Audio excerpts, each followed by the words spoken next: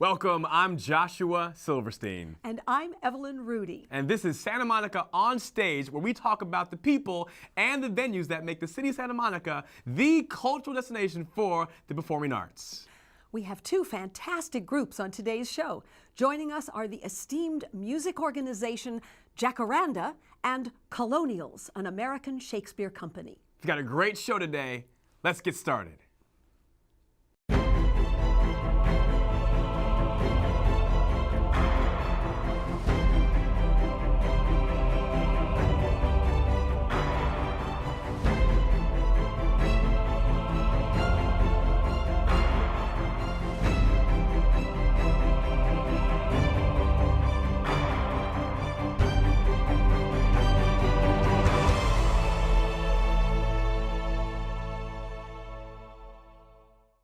Celebrating their 10th anniversary, Jacaranda is renowned for their intimate concert adventures. Here's a little taste of what goes on behind the baton at Jacaranda. 10 years ago in October, two important things happened in the Los Angeles musical community. Walt Disney Concert Hall opened, and Jacaranda Music at the Edge was founded in Santa Monica. Our first concert had 90 people at it, and this last year we had standing room only.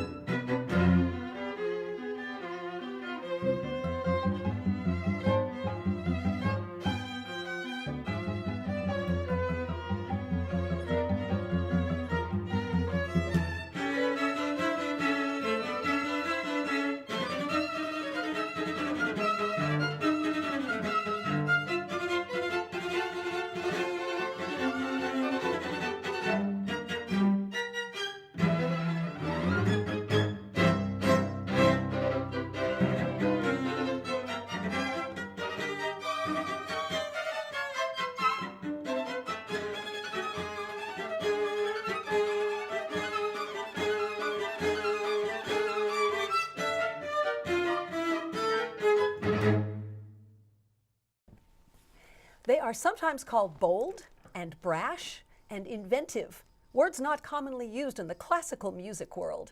We're thrilled to get them onto our show for the first time. From Jacaranda, welcome Patrick Scott and Mark Allen Hilt. Hello there. Hello. Thank you. Hello. Why Jacaranda? Well, you know, we were offered an opportunity to start a concert series back in 2003, and we thought, you know, there was all these regional names, the Southern California this and the, no. We wanted something that would immediately communicate that it was not East Coast, that it was not your typical classical music series, and that it, you know, it felt like Los Angeles.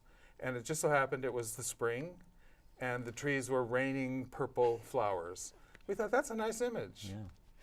And the LA Phil has Green Umbrella, which is such a cool name for a concert series, for their little modern music series. So we thought, we need something like that. Green Umbrella, Jacaranda. That's wonderful. Yeah. That's a beautiful name. Yeah.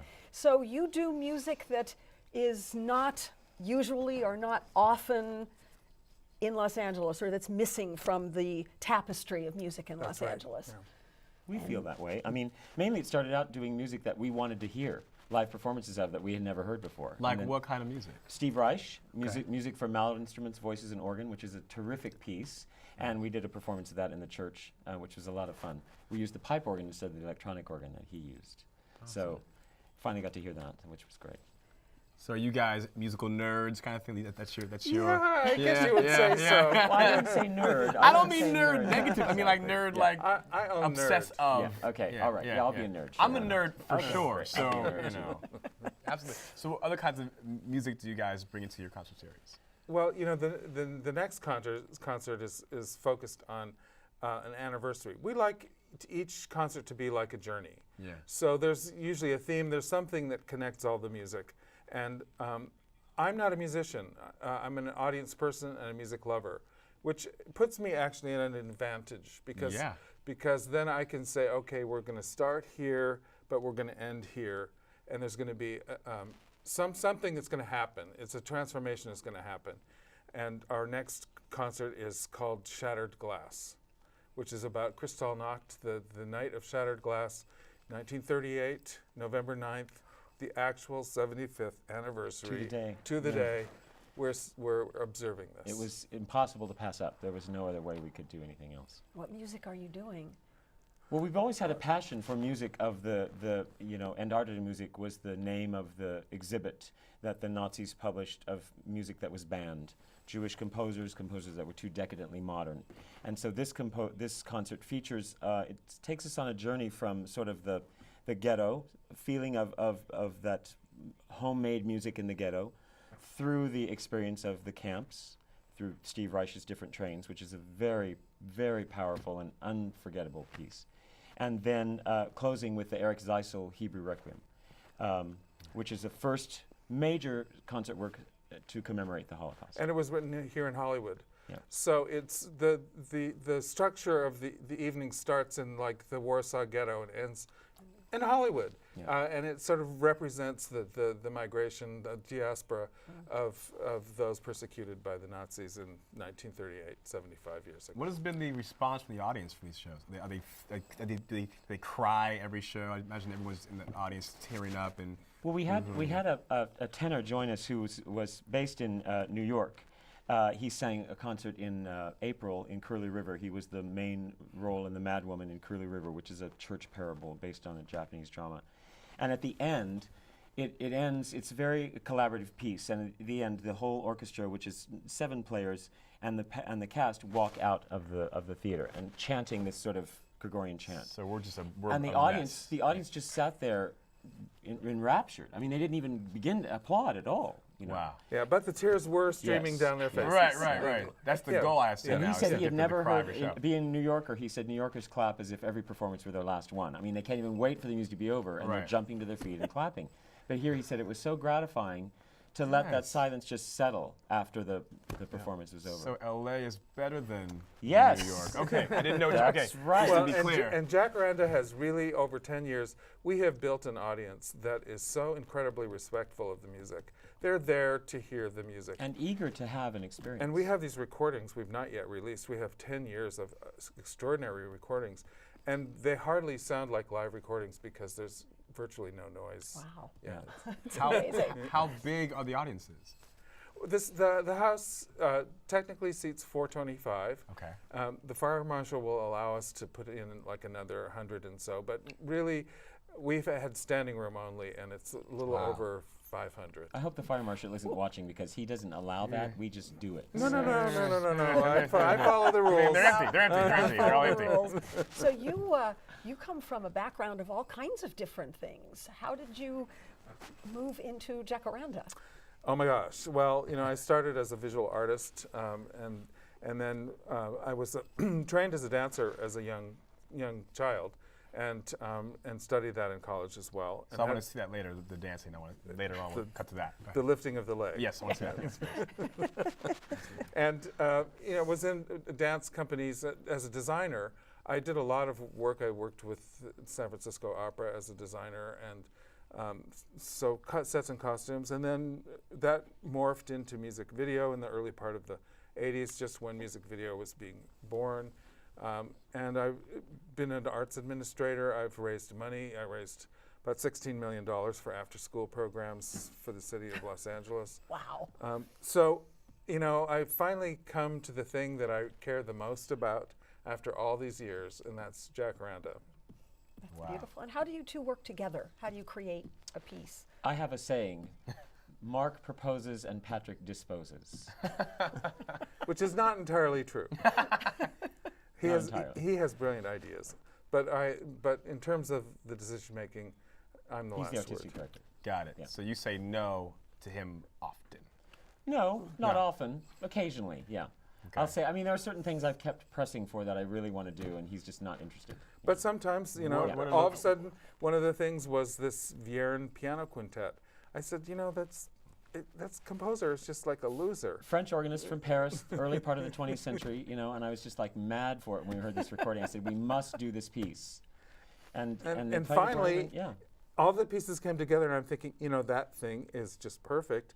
And the more I researched it, the more I realized, some composers write stuff that just nobody cares about, and they have one masterpiece. Right. And it was because he was blind, he was cuckolded, he had this beautiful wife, she was carrying on, he had Both children both killed. children were killed. Again, Yeah. more tears. Yeah, I mean, classical Yeah. music is, And that's a big- thrives on. That's a big part of the program. Is he, as a writer, his Yeah. notes that are in the program are enlightening and moving and leave you wanting to hear the concert rather Wow. than being something that you go to. So That's so exciting. A lot of history. yeah. So exciting to bring a new and fresh viewpoint to classical music. Exactly. Because people, what you learn in school, the kids are like, classical music, right. a concert, and then they see something like this, Yes. and they are appreciators for life. Do kids come to your shows? Yeah. Oh yeah. Yeah.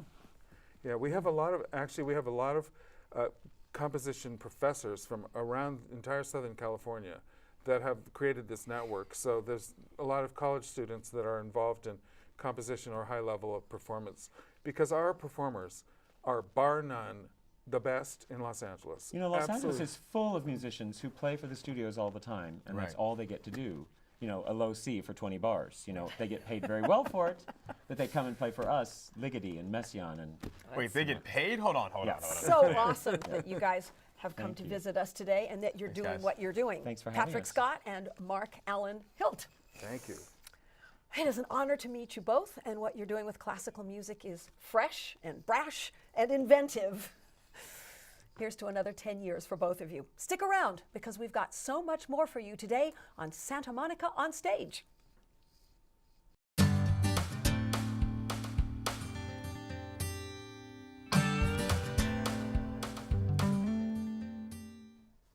To be or not to be on Santa Monica on stage. He chooses to be. From Colonials and American Shakespeare Company, welcome Tony Cronin. Thank you, Joshua. Thanks for being here, Tony. Thanks. So, Tony, why did you think that Shakespeare needed a home in Santa Monica? Well, I was working at the LA Opera Company Nice. in Romeo and Juliet, and it was such a great experience that I said to myself, Santa Monica, which is the entertainment capital of the world, and LA should have a world-class Shakespeare company. So I had done this before when I was back east, and I thought I'd start a company up. You're from the East Coast? Yeah, I'm from New York, just Nice. outside New York. Why LA? I moved here after 9/11 because the industry dried up in New York, and I came out here to try my hand in the TV film industry. And you're doing well? Yeah, getting along. Yeah. But my true love was always theater and Shakespeare specifically. So, you know. Nice. So, was Shakespeare Shakespeare? Yes, Oh, good. there's almost no doubt he was. Oh, that's wonderful to hear. Yeah, I think people hope he wasn't because people who want upper class people Yeah. to be like the only smart ones. But he was a working class kid out of a small town. He obviously grew up in the country. All the illusions. You read the plays, and they're steeped in country traditions. And Now you think, I mean, there's all kinds of speculation that he didn't write these plays. Yeah. He wrote them. yeah. Okay.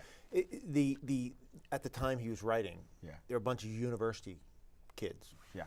who began writing too, and they wanted to be the best, just like today. You know, if you Like want to get me, a job, yes, of course. you have to have the credentials.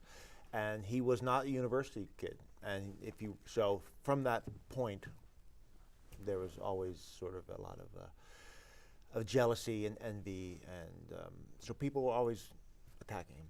Ben Jonson, the great playwright, made a comment about knowing little Latin and less Greek, because Jonson was university educated, and so I think it just goes back to that. So I'm not obviously an expert, but if I remember correctly, at a time when most people's full vocabulary was something like 5,000 or 6,000 words, Shakespeare added 1,500 or 2,000 new words to the language. Well, we don't know if he added them, but as far as being written down and recorded first, he has an amazing vocabulary, yes. Nice. And we don't know some of the stuff he obviously invented to fit the rhyme or to fit the meter. Yeah. But yeah, he was a brilliant mind. He's one of those geniuses. What's your word? What's your favorite Shakespearean word that he invented? Zounds. I don't know if he invented it, but zounds. It's an old Elizabethan curse. Do you use sounds often in your daily life? Do you Sometimes, you get a little irritated. You say Traffic. sounds. It's like 110 freeway, zounds. Yes. And then they all Lovely word. explode in the freeway. something Scarlett like that. Pimpernel always said zounds. Yeah. What are Shakespeare Saturdays? Oh, we're teaching classes to some of the local high school kids. So we're trying to get them going.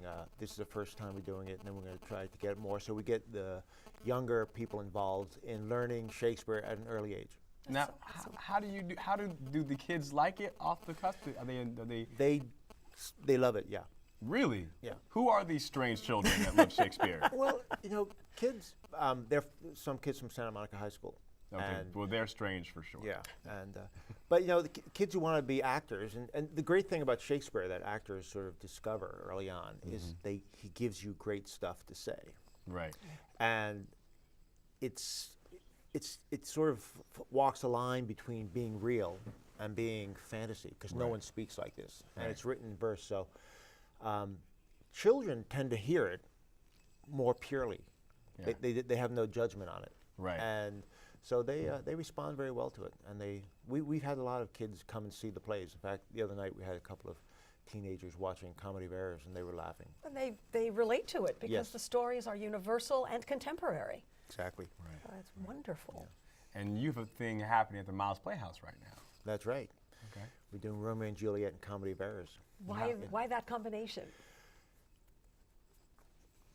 Romeo and Juliet is a dark play. It's very sad. Yeah, and it's a myth, really. We don't tend to look at it that way because it's a little late. But basically, it goes back to the same mythology that of the agricultural times, where the myth of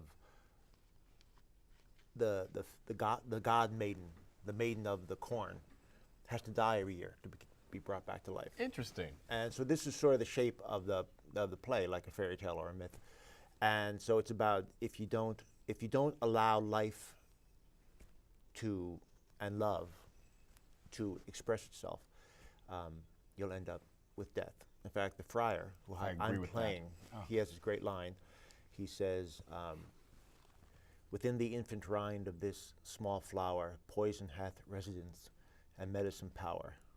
Two such opposite kings encamp them still in man, as well as herbs, grace and rude will. And where the worser is predominant, full soon the canker death eats up that plant."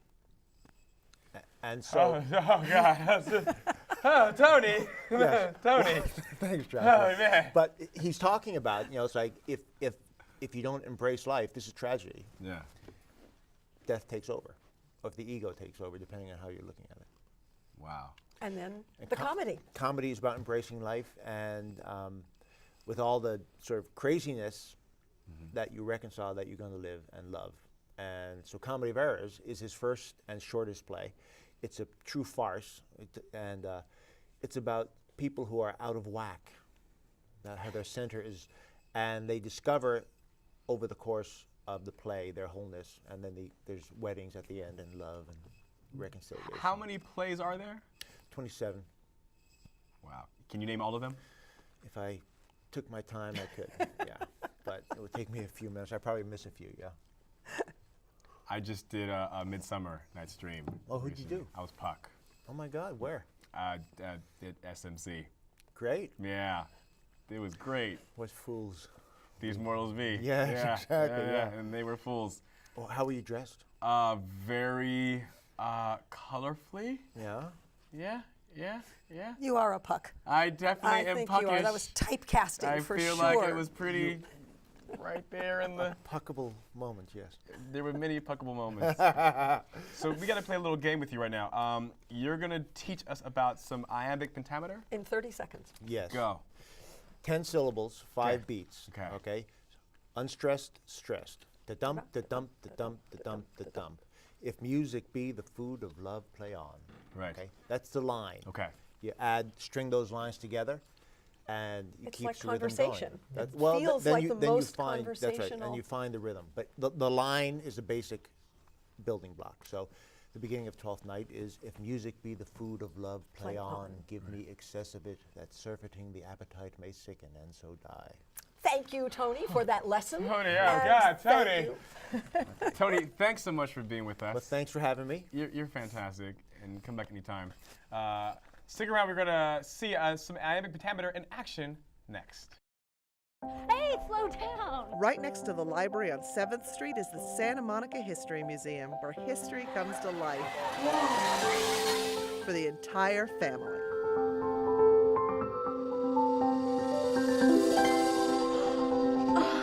Enjoy the exhibits, main gallery, the photo archive, research gallery, and much more. Come visit the Santa Monica History Museum, keeping history alive. With us now from the Comedy of Errors, please welcome Rose Leisner.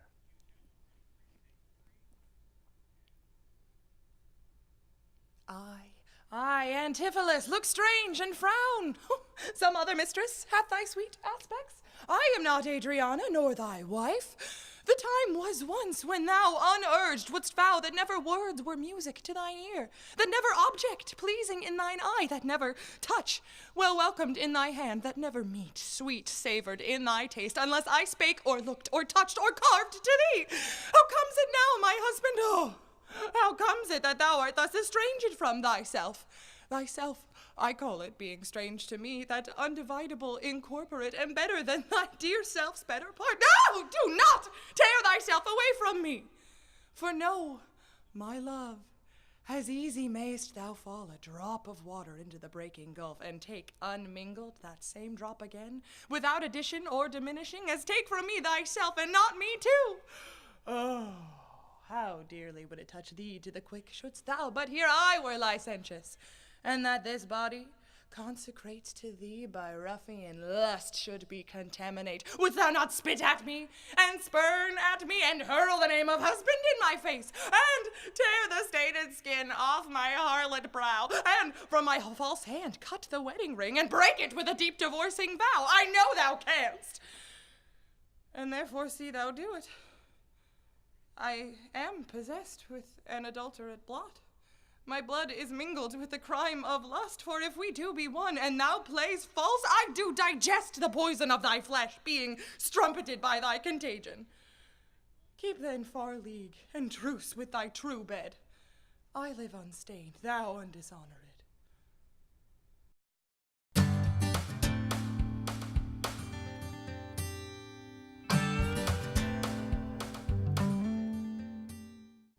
We were infused with classicism today. We were. Music and Shakespeare. It was pretty. It And was she really was lovely. fantastic, right? Oh, she was wonderful. She was Rose. just wonderful. She was very angry and upset about something. I don't know what it was, though. If we had changed the language around, it could have We been would've- from a film. It could have been from a contemporary. Snoop Dogg song. Yes. So, you do Shakespeare. I've done some Shakespeare. You are a puck. I was a puck. Well, I still am kind of puckish. You are. Let's hear a puckish something. If we shadows have offended, think but this, and all is mended, that you have but slumbered here, while these visions did appear, and this weak and idle theme, no more yielding but a dream. And I'm gonna stop there. All because I right. think it's long. Well, then I will make a little couplet for you. Make it happen. This is dedicated to you. Let's see. We're happy you have joined with us this day. Zounds, Joshua, we hope you're here to stay. Yeah, and I am. I am. And that's our show for today. It's like I blinked and another one flew by so fast, Joshua, didn't it? Crazy. Every week we're learning so much about the arts groups that make Santa Monica's cultural world so rich. We look forward to seeing you next time as we introduce you to a few more of our theater friends here at Santa Monica On Stage.